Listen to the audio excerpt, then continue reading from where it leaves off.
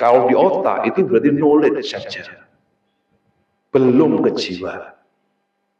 Kalau sudah masuk jiwa, itu akan memancar ke perilaku. Ini beda ngerti. Karena itu orang yang hafal Quran belum tentu perilakunya baik. Belum tentu. Tapi orang yang hafal Quran mungkin Qurannya ngene jiwane masuk ke dalam jiwa. Itu mesti apik. Kalau sudah masuk ke jiwa. Tapi prosesnya lama. Lek ngapalno mungkin 3 tahun, 4 tahun, 5 tahun mati. Ya.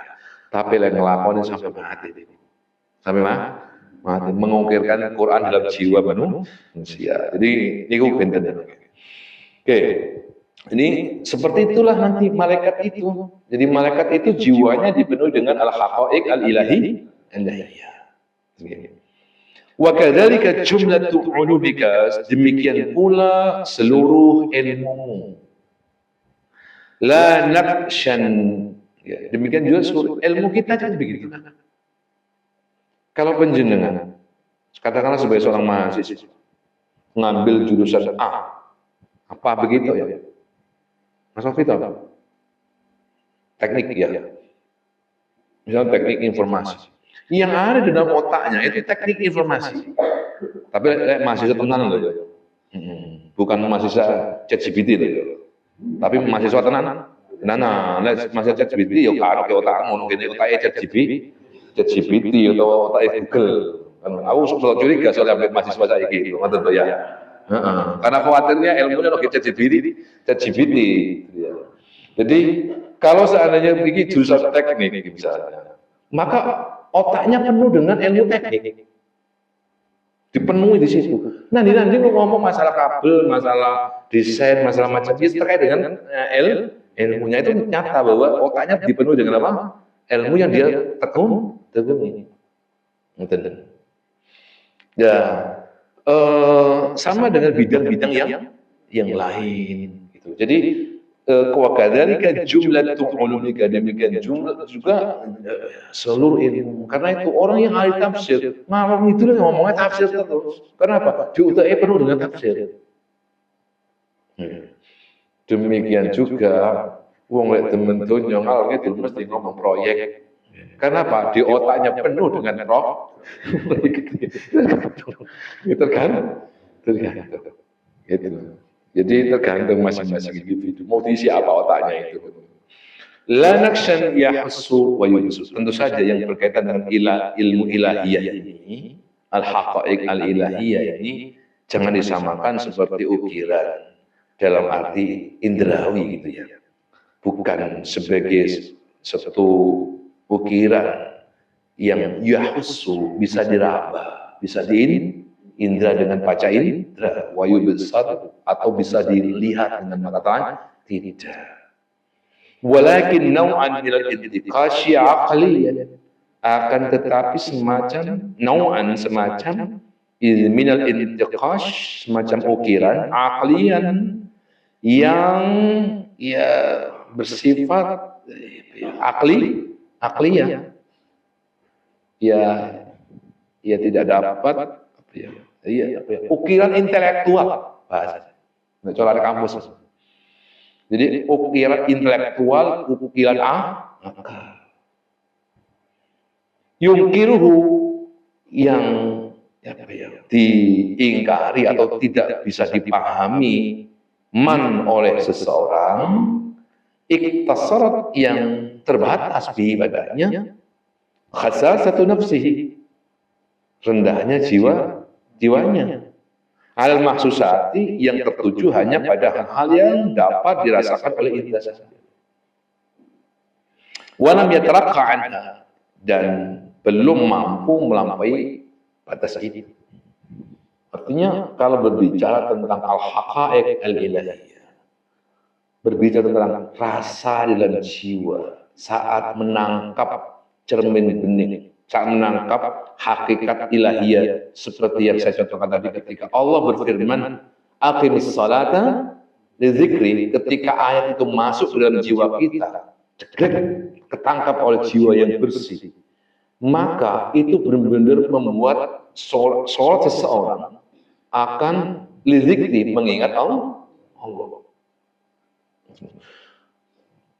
Hal seperti ini itu tidak bisa kemudian dipahami, diterima oleh misalnya orang yang pengetahuannya dibatasi oleh indrawi saja. Orang yang selama ini belajarnya melalui indera melulu. Melalui indera melulu apa? Ya mau coba.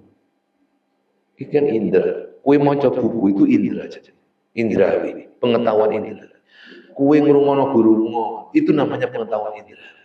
Kalau hanya sebatas berhenti di situ, tidak akan pernah bisa memahami ini. Karena itu, wong kayak ngeten iki butuh lungguh merenungi, mari ngaji, ditafakuhi. Lek gak paham detail mana video ini. Direnungi. Ya. Itu baru kok bisa akan menangkap pelan-pelan. Tapi kalau misalnya hanya mengandalkan sisi indrawi saja, ya akan sulit untuk bisa dipahami. Karena belajar ilmu seperti ini ya tidak sama dengan belajar kita misalnya ilmu toharoh ya, atau ilmu-ilmu yang bersifat fisikal. Karena ilmu seperti itu bisa diukur dengan indera. Ya, tapi kalau ilmu seperti ini kan tidak bisa diukur dengan indera.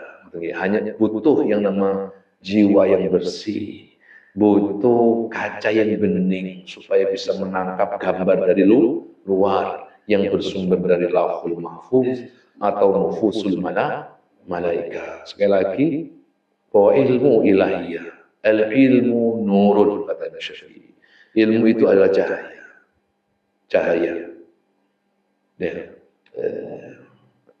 Dan cahaya itu yang mengirimnya adalah cahaya pula, yaitu nufusul malaika.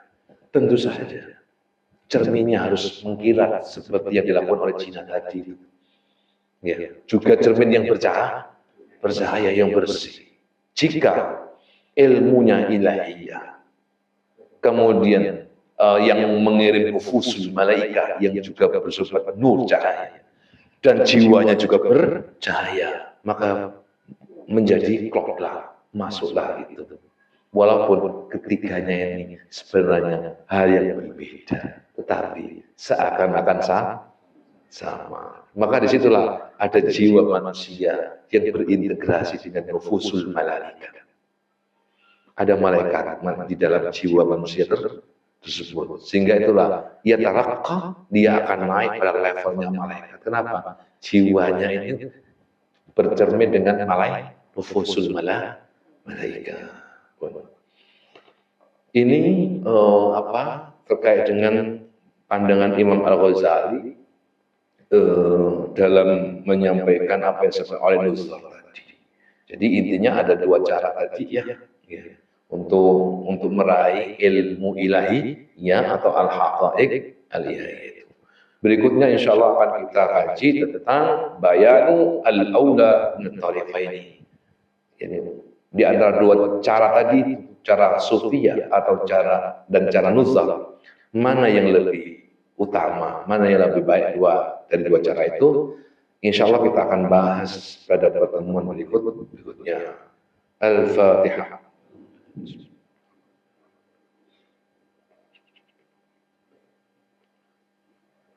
Subhanakallahumma wa bihamdika asyhadu an la ilaha illa anta astaghfiruka wa atubu ilaik. Assalamualaikum warahmatullahi wabarakatuh.